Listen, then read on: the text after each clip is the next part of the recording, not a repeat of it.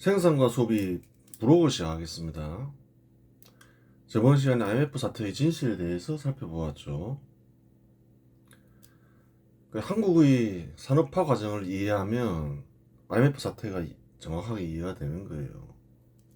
한국은 산업화를 어떻게 했나요? 기술과 자금이 없었다는 거예요. 기술과 자금을 일본과 미국으로부터 지원받으면서 산업화를 했죠. 기술 같은 경우는 주로 이제 일본으로부터 많은 지원을 받았죠. 제철소도 그러하고 반도체 산업도 그러하고 뭐 그랬다는 거예요. IMF가 사태가 터진 거는 이제 자금과 관련된 거죠. 자금은 주로 이제 일본이나 미국으로부터 대출을 받아서 투자를 했죠. 그 수십 년간 대출 투자로 산업화를 성공시켰어요. 그럼 대출 투자의 문제점이 있다는 거예요. 경제적 30년 동안 경제적 위기가 한 번도 없었다. 그게 아니라는 거예요. IMF 사태보다 더 위태로운 경제적 위기도 있었다. 그럼 다 잘 넘어갔다. 어떻게 넘어갔느냐? 대출 연장과 추가 대출로 넘어갔다. 기업 수익성을 강화시키고. 그 세 개가 핵심인 거죠. 그 대출 연장, 추가 대출을 하려면 어떻게 해야 되나요? 그래요. 미국과 일본으로부터 자금과 기술을 지원받는데, 특히 이제 그 자금을 지원받으면서 투자하고 있는데, 반일하면 어떻게 되나요? 연장 안 해주죠. 꼭 그걸 인위적으로 그 엿먹이는 게 아니라 하더라도 이제 문제가 생겼어요. 과거에는 어떻게 했나요? 어떻게 해결했나요? 일본 찾아갔죠. 정동원이 찾아갔죠. 연장 좀 해달라고. 추가 대출해달라고. 그렇게 했다는 거예요. 그러면서 넘어갔다는 거예요. 훨씬 더 큰 위기였는데. 그리고 또 기업 수익성을 강화시키고. 근데 김영삼 때는 경제 지표가 그렇게 나쁘지 않았다는 거예요. 기업들의 수익성 악화됐지만. 근데 군사정부처럼 그런 행동을 했냐는 거예요. 알기나 했냐는 거예요. 그래서 다르다고 했잖아요. 성격이 어떻게 하면 산업화할까? 그런 걸 연구하는 사람들은 그냥 안다는 거예요. 위기를 넘기는 방법도 자기가 그전엔 몰랐다더라도 뭐 뻔하니까 자기가 관심을 가지면 그게 보인다는 거예요. 모르면 절대 아무것도 모른다는 거예요. 그래요. 괜히 친미친 일 하는 게 아니라는 거예요. 다 그 이유가 있었다는 거예요. 근데 김영삼은 그런 사정을 모르니까 그냥 반일을 한 거죠. IMF 사태가 터지기 전까지 뭘 해야 되는지 모르다가 맞이한 걸 수도 있다는 거예요. 안 그랬으면 이거 좀 어떻게 돌아가는 사정을 보고 안 되겠다 싶으면 어 그래요. 자존심 버리는 게 크게 중요한 건 아니잖아요.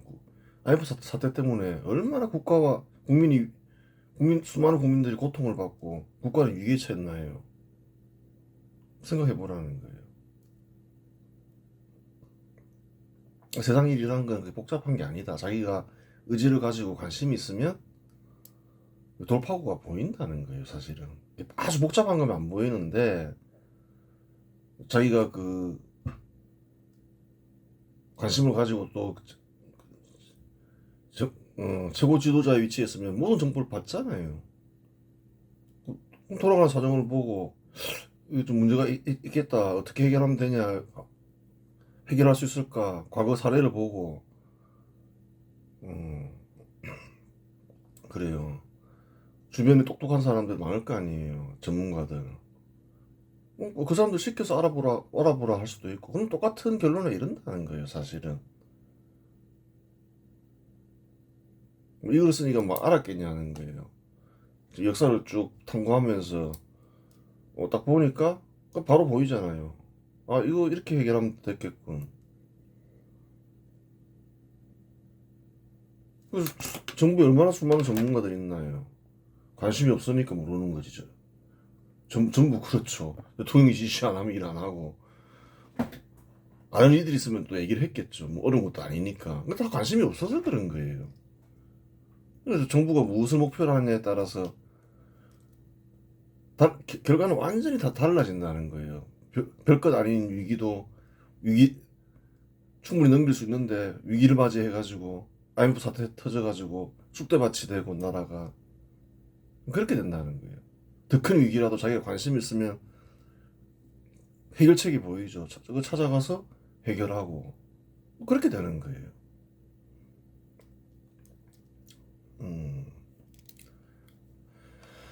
그래요. 그러면 이제 근대국가 수립 반발 세력의 동향을 살펴보자. 봐야 되겠죠. 계속 그 역사에서 영향을 미치니까. 우선 북한을 봐야 되겠죠.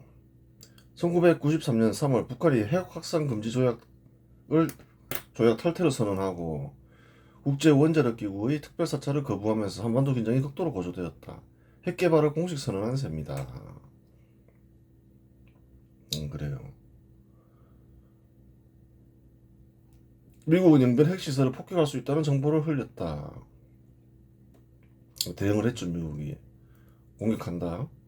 진짜 공격할 생각이었으면 누가 폭격했는지 모르게 어느 날 갑자기 폭격하고 사라졌을 것이다. 진짜 폭격하려고 했던 건 아니라는 거예요.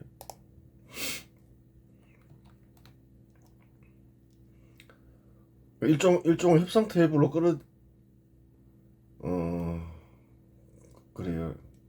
끌어들이기 위해서 발언한 것이다. 그렇죠.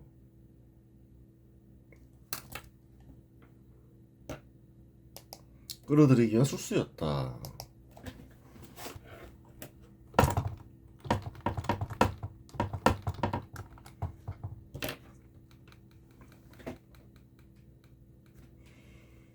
영변 시설을 폭격하면 전쟁하겠다는 말이었다. 긴장이 지속되는 가운데 1994년 6월 지미 카터 전 미국 대통령이 평양을 방문해 김일성과 회담했다. 그래요. 김일성은 영변 핵시설 동결과 IA 사찰 수용 의사를 밝혔다. 그래요. 또한 김일성은 카터에게 김영삼 대통령의 정상회담 제안을 고맙게 생각한다며 남북 정상회담에 응하겠다는 뜻을 전달했다. 그래요. 그런 일이 있었다는 거예요.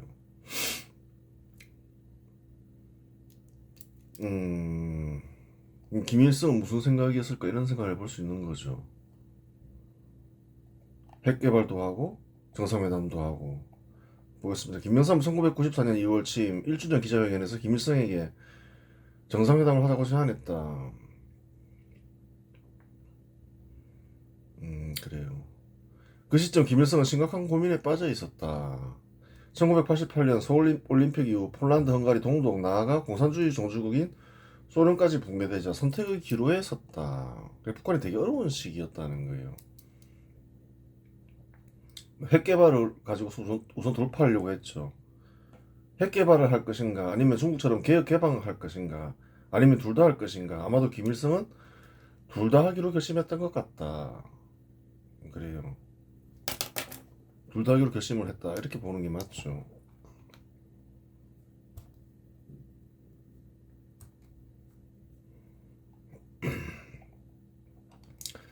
북한은 협상에 의해 판문점에서 회담이 열렸다. 1994년 3월 19일 북한 대표 박영수가 서울은 멀지 않다. 전쟁이 나면 불바다가 될 것이다. 그렇게 얘기했죠.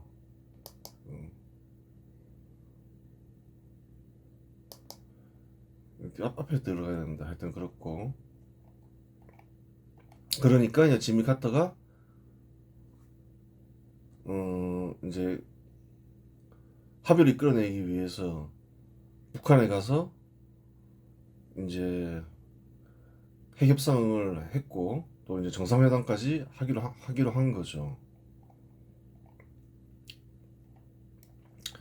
북한 한국과 같이 식량이나 지하자원이 부족하다.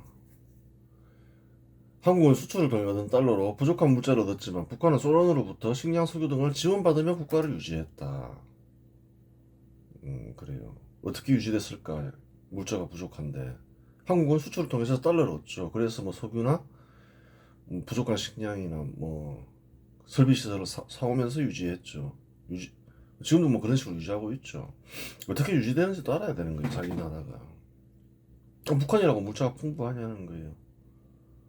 뭐 식량, 석유, 뭐 비료 같은 걸 지원받으면서 유지되었겠죠.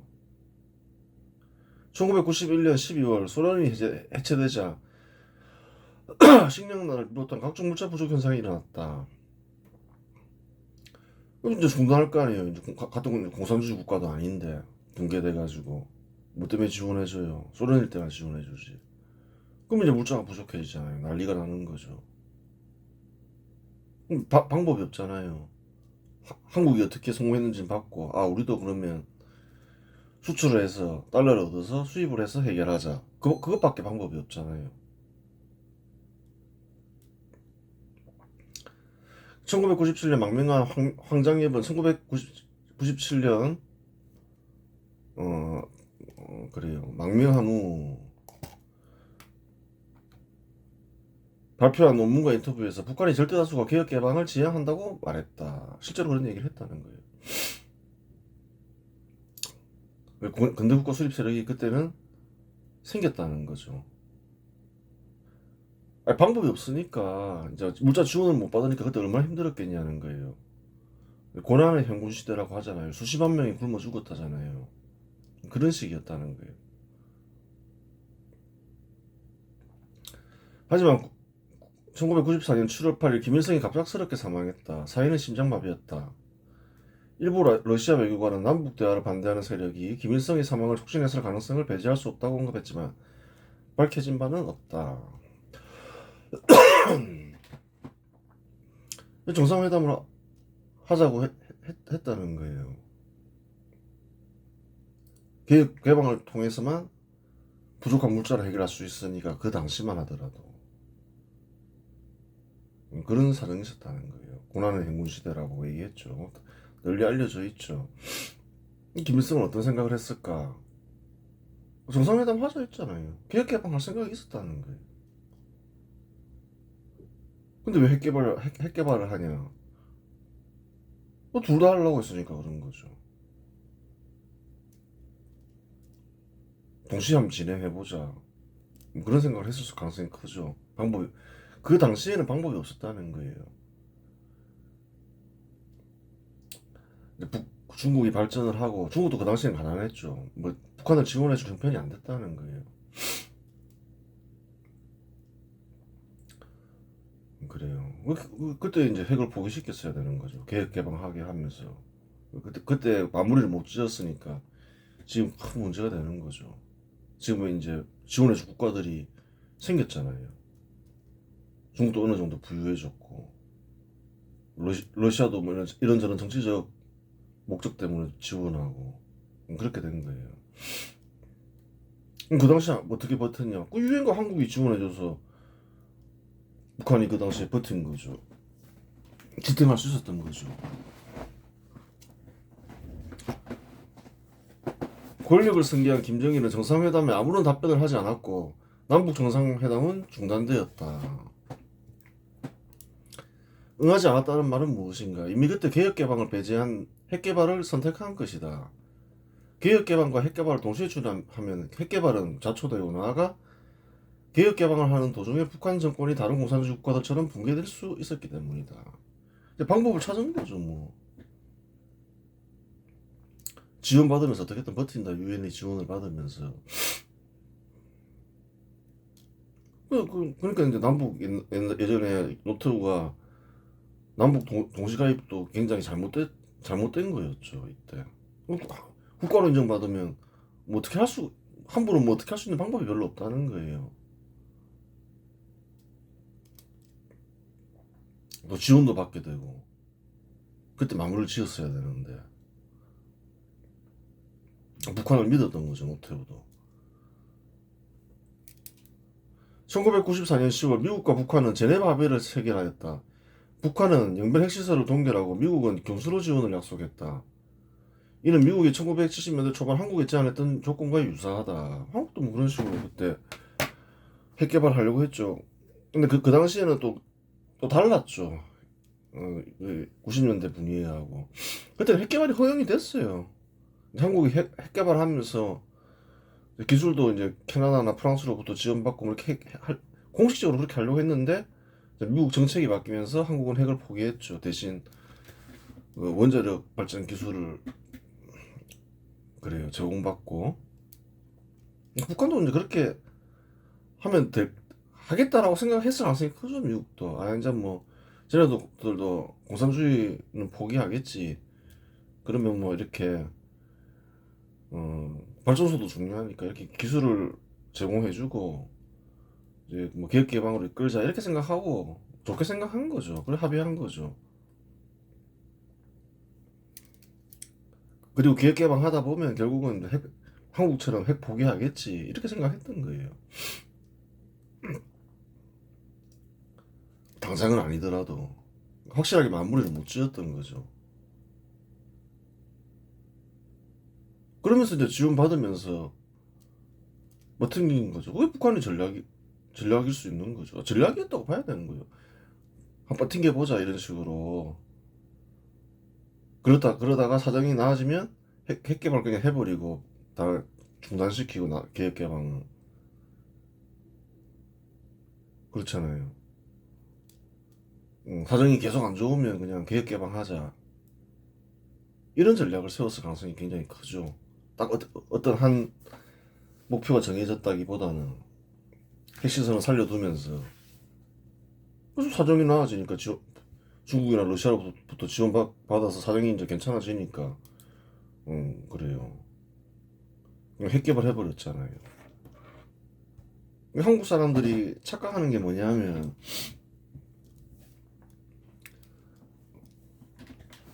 한국이 뭐 어떻게 해서 하면 북한이 뭐 어떻게 될 것이다. 뭐 한국 주도론, 뭐 중재자론 아무 의미 없다는 거예요. 북한은 북한 목표대로 가는 나라라는 거예요. 그걸 알아야 되는 거예요. 한국은 주도가 불가능하다는 거예요.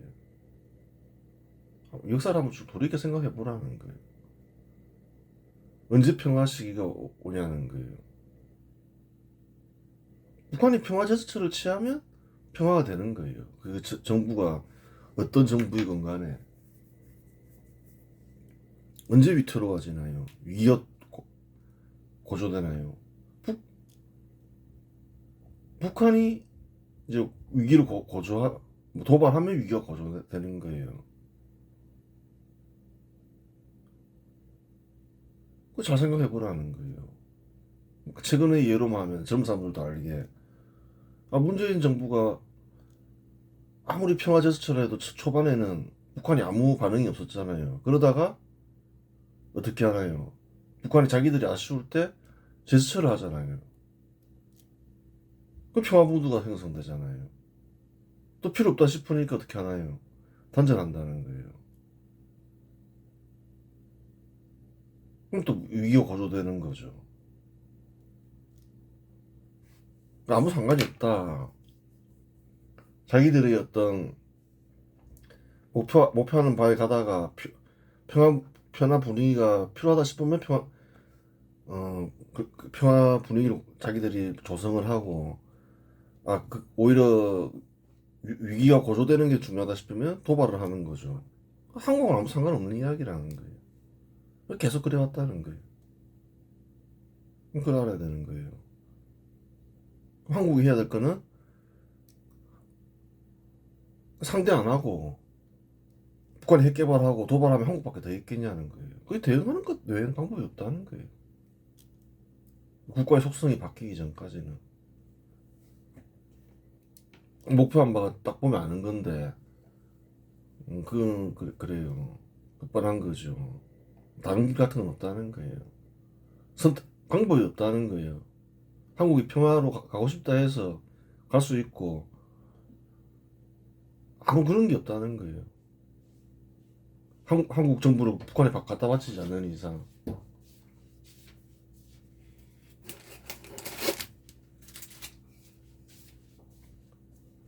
그래요. 1996년 9월 18일 북한 잠수함이 강릉 앞바다에 침투했다가 돌아가는 길에 자초되는 사건이 있었다. 그래요. 이건 뭐 도발이라기보다는 뭐 사고죠. 동해에서 정찰 활동을 하고 돌아가는 도중 잠수함이 고장났던 것이다. 잠수함에는 무장공비 26명이 타고 있었으며 이들은 탈출 후 강원도 일대에서 민간인과 군경을 살해했다. 이제 북한으로 돌아가야 될 거 아니에요. 이 사건으로 민간인과 군경 17명이 사망했고 북한 무장공비 대부분은 사살되거나 자살했다. 단 한 명만 생포되었다. 이른바 강릉 무장공비 사건은 남북 관계를 다시 극도로 긴장시켰다. 그런 사건이 있었다는 거예요. 잠수함은 레이더에 잡히지 않는다. 그 대신 소나 초계기 자기 탐지 같은 기술들로 추적하는데 아직은 광범위한 지역을 추적하지는 못한다. 광범위한 지역을 감시할 수는 없다는 거예요. 현 시대에도 얼마든지 잠수함을 통해 침투할 수 있다는 말이다. 아니 그때 침투했으면 지금도 침투하고 있겠죠. 그게 뭐 어려운 일이냐는 거예요. 잡아내기가 힘든데. 그 침투하면서 공격도 했잖아요. 그게 잘하는 사건 아니에요. 그래요. 그러면 이제 국내의 근대국가 수립 세력, 반발 세력의 동향에 대해 살펴보자. 이제 국내를 보자는 거예요. 북한을 살펴봤으니까. 근대국가 수립 반발 세력에는 크게 두 종류가 있죠. 껍데기 세력하고 공산주의 세력. 껍데기 세력은 주로 이제 인기 위주로 정치를 하죠. 유행 따라서. 특별히 뭐 군대 국가를 수립해야 되겠다 이런 목표가 없죠. 현 시대에도 뭐 그런 사람들 많잖아요. 뭐 좌파 근대 국가 수립 세력이 되건 뭐 근대 국가 수립 반발 세력이 되건 그냥 선거로 하면 되는 거 아니냐. 뭐 베네수엘라나 북한처럼 되더라도 뭐 어쩔 수 없는 거 아니냐. 뭐 그렇게 생각하는 사람들 많다는 거예요.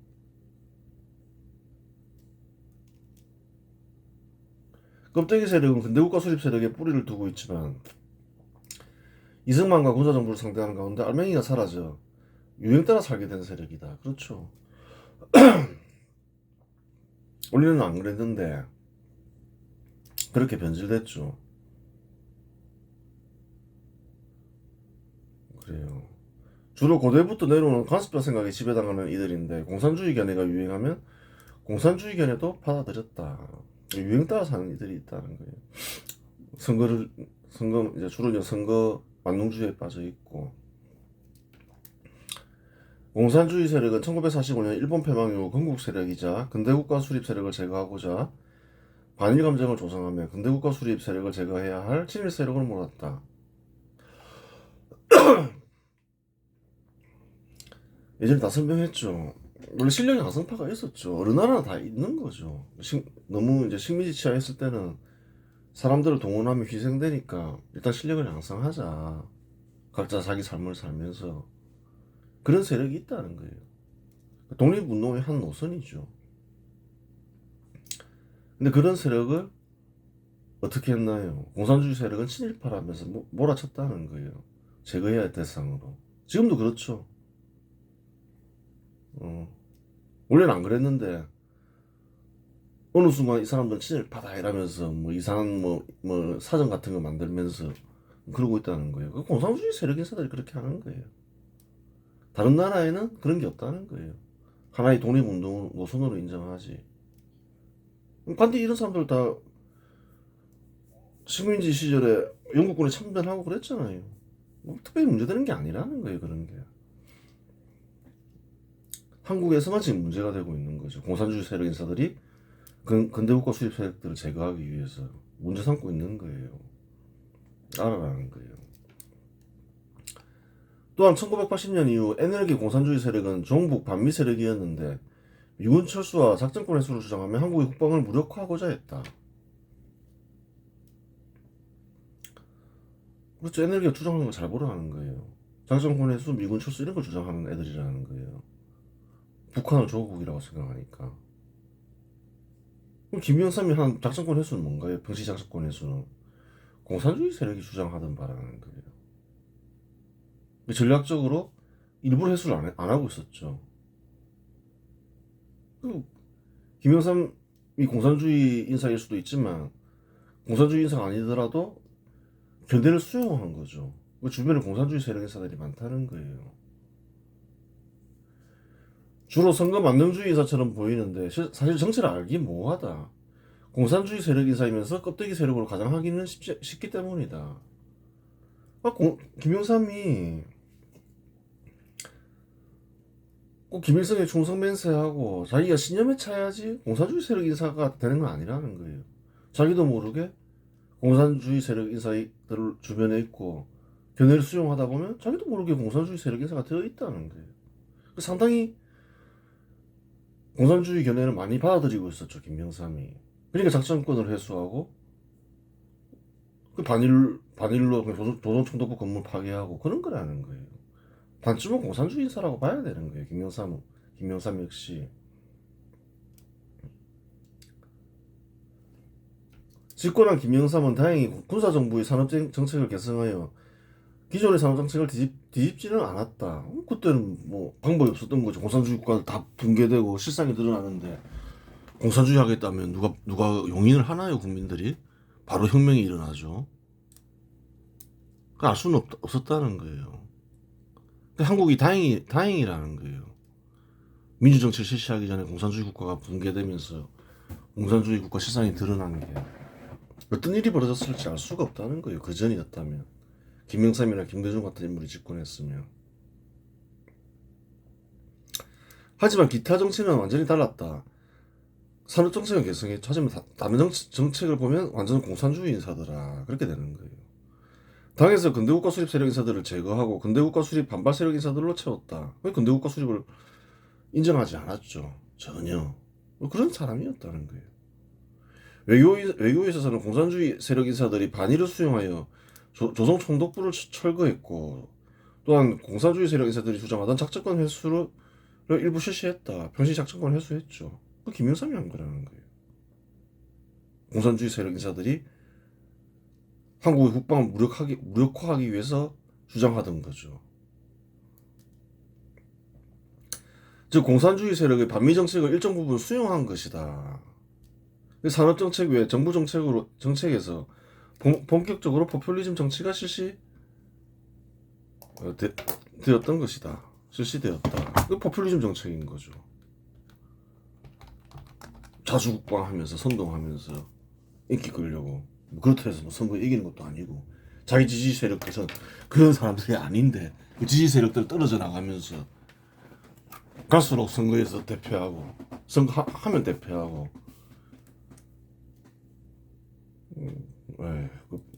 산업정책에 직접적으로 포퓰리즘 정책이 실시되지 않았다고 해요. 생산과 소비에 문제를 일으키지 않는 것은 아니다. 모든 정책이 산업정책과 연결되어 있다는 거예요. 산업화를 통한 근대국가 수립을 할 때 친일 친미하는 게 별개의 것이 아니라는 거예요. 외교정책이. 친일 친미하면서 기술과 자금을 받아봤잖아요. 정치와 경제가 딱 분리되어 있는 게 아니라는 거예요. 친일 반미 반일 해도 뭐 산업 육성하면 되는 게 아니냐. 그게 안 되기 때문에 안 된다는 거예요. 꼭 산업만 그런 건 아니지만 뭐 국방 문제도 있고 그래서 친일 친미하는 거지만 김영삼은 그런 걸 전혀 모르는 사람인 거죠. 아니면 공산주의 세력 인사이거나. 김영삼의 반일 정책으로 인하여 일본의 지원을 받을 수 없게 된 한국은 IMF 사태를 막을 수 없었으니 어떠한 정책도 생산과 소비와 직결된 산업정책과 무관하다고 말할 수는 없다. 그렇죠. 뭐 국방도 마찬가지죠. 뭐 전쟁 나면 산업이 완전 파괴되는 거죠. 무관한 건 없다는 거예요. 야당으로 남아있던 껍데기 세력이 민주당계 인사들이 야당의 집권자들이었다. 야당 모두 껍데기 세력에 의해 지배당했으니 껍데기 세력의 전성기는 절정에 달했다. 그렇잖아요. 지금 이제 완전 당시 여당도 완전 껍데기 세력에 의해서 지배당하면서 포퓰리즘 정책을 실시했고, 야당은 원래 포퓰리즘 세력이고 민주당계는 그렇잖아요. 그러면서 이제 한국의 근대국가 수립 목표는 아예 사라지거나 후순위로 밀려버린 거죠. 그 나라가 갈수록 어려워지. 취업하기도 어려워지고 산업 육성하기도 어려워지고 이상한 청년 실업률도 늘어나고 그 다 이유가 있는 거예요. 근대 국가 수립을 목표라고 딱 매진할 때는 뭐 그래도 빈민은 있죠. 완전히 해결하는 건 쉬운 게 아니에요. 그거는 한국이 하여튼 그 당시에는 유례가 없는 발전을 하면서 수백만 수천만 명에게 일자리를 제공하면서 구제했잖아요. 그 사실이라는 거예요. 역사에서 안 가르치죠 사람들이. 그 당시에는 또 대학생들이 얼마나 그 일자리 구하기 쉬웠나요. 그 대학만 나오면 다 대기업 정규직으로 취직했다는 거예요. 대기업들이 사람들이 필요하니까 대량으로 채용하고 이런 시기가 있었다는 거예요. 80년대가 그랬죠. 그게 또 좋은 게 아니에요. 누구나 한국 역사상 가장 번영기라고 볼 수 있는 거죠. 공부 안 해도 다 취업되고. 그러니까 뭐 하나요? 정신병 걸려가지고 글이 나와서 공산주의 활동이나 하고 그런다는 거예요. 먹고 살기 힘들다. 그럼 그런 생각하기 힘들다는 거예요. 어떻게든 취업해야 되는데 경쟁력을 만들어야 되겠어. 그럼 어떻게 맨날 글이 나가서 고성방가를 지르겠어요.